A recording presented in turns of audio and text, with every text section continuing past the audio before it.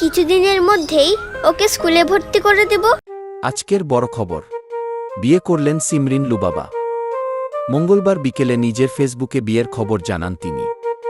পোস্টে লিখেছেন, আলহামদুলিল্লাহ, দুইটি আত্মা, এক কিবলা, দুনিয়া ও আখিরাতের জন্য। তবে চমক আছে এখানেই, বিয়ের ছবিতে দেখা যায়নি বরকনের মুখ। পাত্রের পরিচয়ও এখনও গোপন রাখা হয়েছে।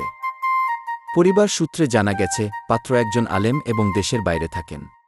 16 বছর বয়সেই ইসলামী নিয়মে পারিবারিকভাবে বিয়ে সম্পন্ন হয়েছে। এর আগে লুবাবা মিডিয়া জগত ছেড়ে দেওয়ার ঘোষণা দেন এবং এখন নেকাব পরে জীবনযাপন করছেন।